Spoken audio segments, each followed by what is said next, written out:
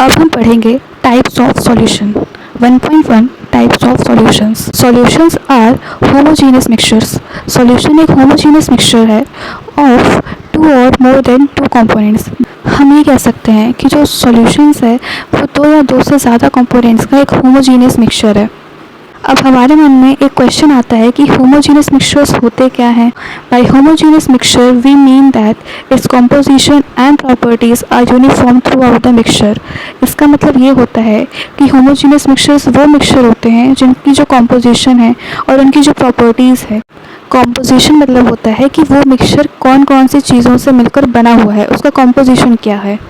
Properties का मतलब होता है उस मिक्सचर की विशेषताएं। कॉम्पोजिशन मतलब कि वो मिक्सचर कौन कौन सी चीज़ों से मिलकर बना हुआ है, और प्रॉपर्टीज़ मतलब उस मिक्सचर की जो स्पेशलिटी है, जो उसकी विशेषताएं हैं, वो पूरे मिक्सचर में सेम होनी चाहिए।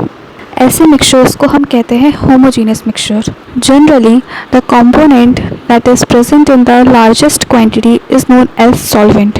यानी कि मिक्सचर में जो भी चीज़ सबसे लार्जेस्ट क्वांटिटी में प्रेजेंट होगी या होती है उसको हम सॉल्वेंट कहते हैं। किसी मिक्सचर में जो भी चीज़ सबसे ज़्यादा मात्रा में पाई जाती है या पाई जाए उसको हम सॉल्वेंट कहते हैं। अगर हम एग्जांपल देखें, जब हम शरबत बनाते हैं तो उसमें हम लेते हैं पानी और चीनी। तो पानी और चीनी में सबसे ज़्यादा क्वांटिटी में जो प्रेजेंट होता है वो होता है पानी। तो पानी हमारा उस मिक्सचर के लिए सॉल्वेंट होगा। Solvent determines the physical state eight which solution exist. ये बहुत इंपॉर्टेंट लाइन है। इसका मतलब ये होता है कि जो सॉल्वेंट होगा हमारा, वो हमारे मिक्सचर की फिजिकल स्टेट को डिफाइन करता है, डिटरमाइन करता है। अगर हम एग्जांपल के रूप से समझें तो हमने एग्जांपल लिया था शरबत का, चीनी और पानी का। तो जब चीनी और पानी में जो हमारा सॉल्वेंट होगा वो होगा पानी, क्योंकि वो लार्जेस्ट क्वांटिटी में ज़्यादा मात्रा में प्रेजेंट है, वो हमारा सॉल्वेंट होगा। तो और उस सॉल्वेंट की यानी कि पानी की जो फिजिकल स्टेट है वो क्या है, उस पानी की फिजिकल स्टेट है लिक्विड। तो हमारा जो पूरा मिक्सचर है, जो हमारा पूरा सॉल्यूशन है, वो भी लिक्विड स्टेट में ही एग्जिस्ट करेगा। जब हम शरबत बनाते हैं तो वो भी लिक्विड स्टेट में एग्जिस्ट करता है। तो इस लाइन का मतलब यही है कि जो सॉल्वेंट है वो डिटरमाइन करता है हमारा सॉल्यूशन या हमारा मिक्सचर कौन सी फिजिकल स्टेट में एग्जिस्ट करेगा। फिजिकल स्टेट का मतलब कि वो सॉलिड स्टेट में एग्जिस्ट करेगा, लिक्विड या फिर गैसियस स्टेट पे। One or more components present in the solution other than solvent are called solutes।